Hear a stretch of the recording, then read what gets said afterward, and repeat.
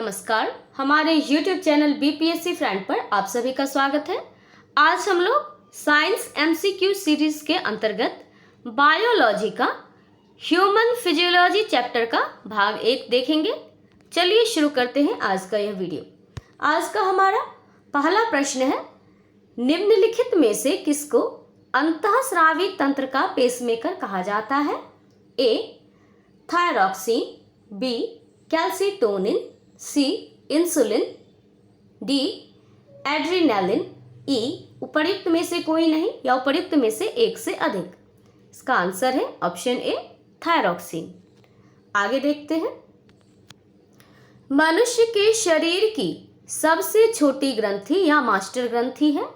ए यकृत, B pituitary, सी thyroid, D लार ग्रंथि, ई उपर्युक्त में से कोई नहीं या उपर्युक्त में से एक से अधिक। इसका आंसर है ऑप्शन बी अर्थात पिट्यूटरी।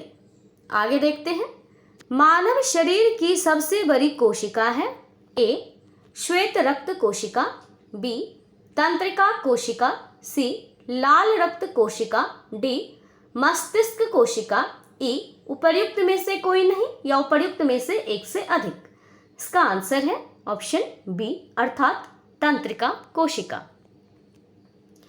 आगे है, ग्लूकोज के पूर्ण ऑक्सीकरण के फलस्वरूप कितने अणु एटीपी का निर्माण होता है? ए 2, बी 28, सी 38, डी 48, ई उपर्युक्त में से कोई नहीं या उपर्युक्त में से एक से अधिक। इसका आंसर है ऑप्शन सी अर्थात 38। आगे देखते हैं, हेलेन का लूप का कार्य संबंधित है? ए उत्सर्जन तंत्र से, बी तंत्रिका तंत्र से, सी प्रजनन तंत्र से, डी मूत्रजनन तंत्र से, ई उपर्युक्त में से कोई नहीं या उपर्युक्त में से एक से अधिक। इसका आंसर है ऑप्शन ए अर्थात उत्सर्जन तंत्र से। आगे देखते हैं, मानव के शरीर में मुख्य नाइट्रोजन अपशिष्ट कौन सा होता है? ए यूरिक अम्ल, बी यूरिया, सी अमोनियम नाइट्रेट, डी अमोनिया, ई उपर्युक्त में से कोई नहीं या उपर्युक्त में से एक से अधिक। इसका आंसर है ऑप्शन बी अर्थात यूरिया।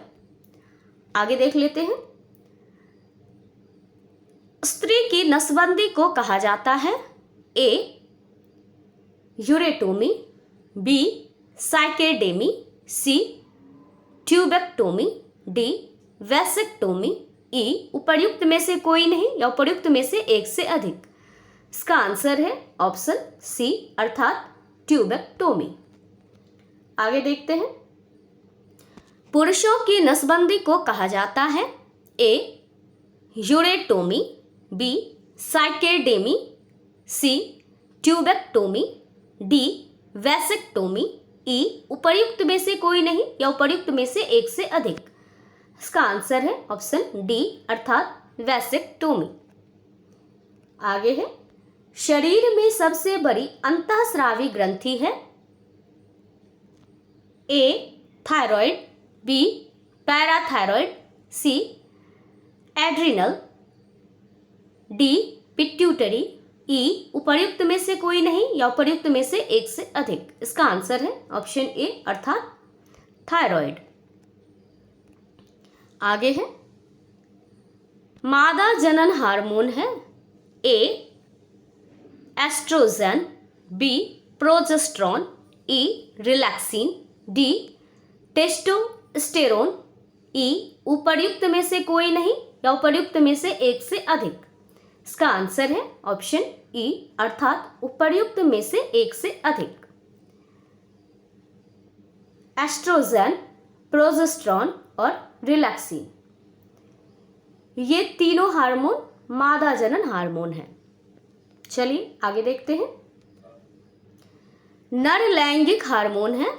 ए एड्रेनालिन, बी प्रोजेस्टेरोन, सी टेस्टोस्टेरोन, डी ऑक्सिन, ई उपर्युक्त में से कोई नहीं या उपर्युक्त में से एक से अधिक। इसका आंसर है ऑप्शन सी अर्थात टेस्टोस्टेरोन। दोस्तों, अगर आप लोगों को हमारा यह प्रयास पसंद आया है तो प्लीज हमारे चैनल को सब्सक्राइब करें और हमारे वीडियो को लाइक करें। चलिए आगे देखते हैं। ऑक्सीटोसिन हार्मोन स्रावित करने वाली ग्रंथि है।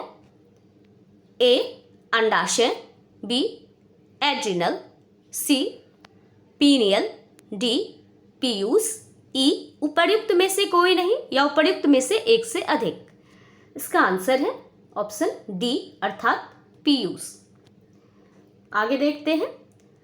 अधिक ऊंचाई पर मानव शरीर में लाल रक्त कणिकाएं ए आकार में बड़ी हो जाएगी, बी आकार में छोटी हो जाएगी, सी संख्या में बढ़ जाएगी, डी संख्या में घट जाएगी, ई उपर्युक्त में से कोई नहीं या उपर्युक्त में से एक से अधिक।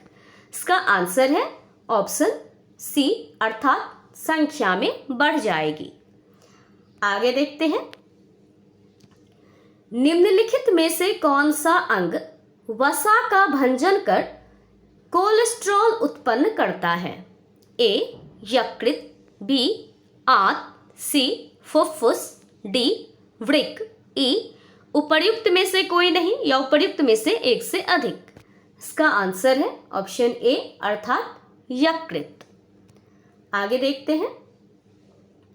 मानव त्वचा का रंग बनता है ए एड्रेनालिन से, बी इंसुलिन से, सी हीमोग्लोबिन से, डी मेलानिन से, ई उपर्युक्त में से कोई नहीं या उपर्युक्त में से एक से अधिक।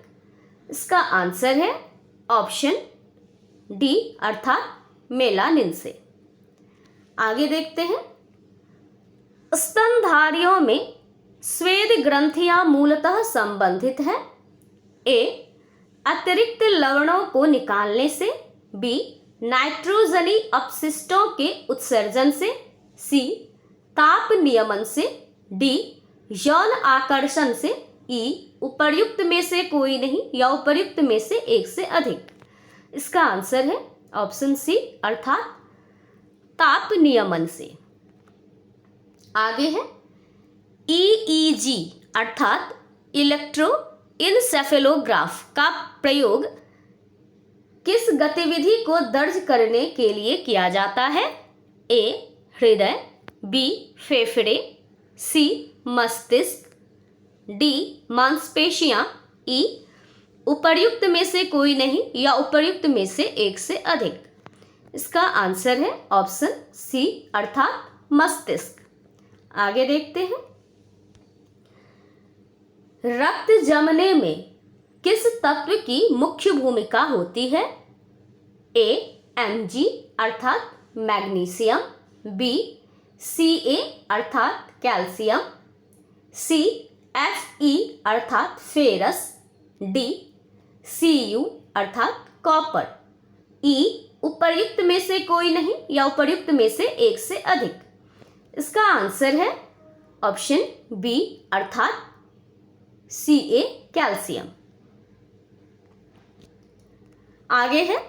यदि किसी व्यक्ति की रुधिर वाहिकाओं की त्रिज्या कम हो जाए तो उसका रक्त दाब ए बढ़ेगा, बी घटेगा, सी उतना ही रहेगा, डी पुरुषों में बढ़ेगा स्त्रियों में घटेगा, ई उपर्युक्त में से कोई नहीं या उपर्युक्त में से एक से अधिक।